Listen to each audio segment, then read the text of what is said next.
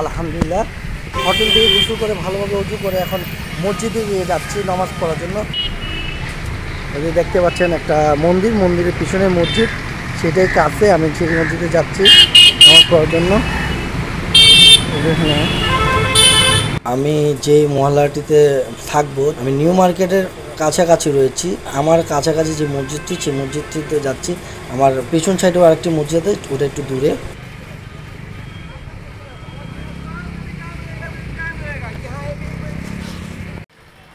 আপনারা হয়তো দেখতে পাচ্ছেন হলুদ রঙের একটি মন্দির। এই মন্দিরের পিছনে দেখতে পাচ্ছেন দুইটি মিনার, সাদা রঙের মসজিদটি। আমি সেই মসজিদটিতে নামাজ পড়তে যাব। আমি এখন মসজিদে যাচ্ছি। একটি রাস্তা রয়েছে, এই রাস্তার পরে আমি এই রাস্তায় যাচ্ছি। আমি মসজিদে যাওয়ার সময় দেখতে পেলাম এখানে একজন মানুষ মারা রয়েছে, তার লাশের সামনে অনেক লোক দাঁড়ানো রয়েছে। এখানে এই রাস্তার মধ্যেই জানাজা হবে নামাজ শেষে। তো আমি এখন নামাজ পড়তে যাচ্ছি, জাম্মাতের সহিত নামাজ পড়বো ইনশাআল্লাহ। দেখতে পাচ্ছেন আমি মসজিদে দিয়ে যাচ্ছি। এটা একটা কিছু একটা পাবো। আমি কলকাতার ভিতরে চা বাগান।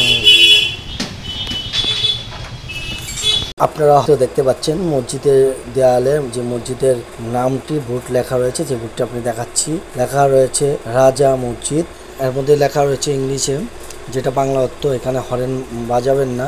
কালো রং দিয়ে লেখা রয়েছে কাম ফর নামাজ, অর্থ নামাজ পড়তে আসুন। আমি এখন এই মসজিদে নামাজ পড়তে যাচ্ছি, জোহরের নামাজ আদায় করব। আপনাদেরকে আমি মসজিদের গেটটি দেখাচ্ছি। আমি এখন মসজিদের ভিতরে ঢুকছি। দেখতে পাচ্ছেন মসজিদটি একটু ছোট, আর এটা পুরনো এলাকা। যেমন আমাদের ঢাকা শহরে রয়েছে লালবাগ, সাহারি পট্টি, গ্যান্ডারিয়া, যেমন পুরনো এলাকা।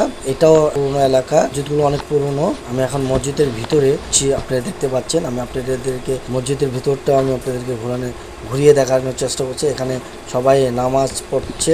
আমি একটি কথা বলে রাখি, এখানে ইন্ডিয়াতে আমি যতগুলো মসজিদে নামাজ পড়েছি, বেশিরভাগ মসজিদই সারাদিনই খোলা থাকে, এগুলো বন্ধ রাখা হয় না। আর আরেকটা জিনিস বলে রাখি, এখানে নামাজের শেষে, ফজরের নামাজের শেষে এবং জোহরের নামাজের শেষে পোলাপানদেরকে কোরআন শিক্ষা দেওয়া হয়।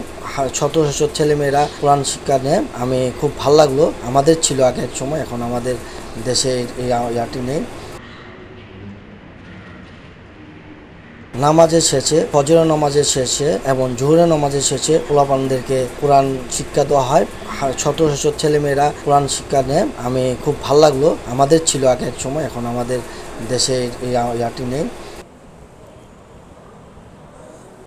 আমি নামাজ শেষ করে মসজিদে বেরোলাম। আমি এখন এই দিক দিয়ে বেরোচ্ছি।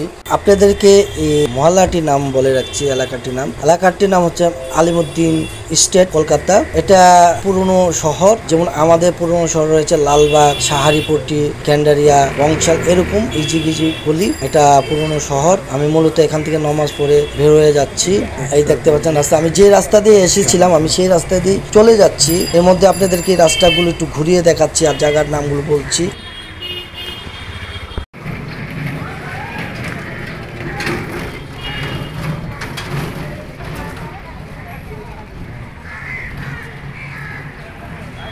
আপনারা এখন যে মহল্লাটি, যে রাস্তাটি দেখতে পাচ্ছেন, এই মহল্লাটির নাম হচ্ছে হাজি মোহাম্মদ মহাসিন স্কোয়ার, কলকাতা। মূলত আমি এখানেই থাকি হোটেলে। এটা হচ্ছে নিউ মার্কেটের পাশের এলাকা। যারা বাংলাদেশ থেকে আমরা আসি তারা মূলত এই জায়গার মধ্যেই বেশিরভাগ থাকি। এটা দেখতে পুরনো এলাকার মতন।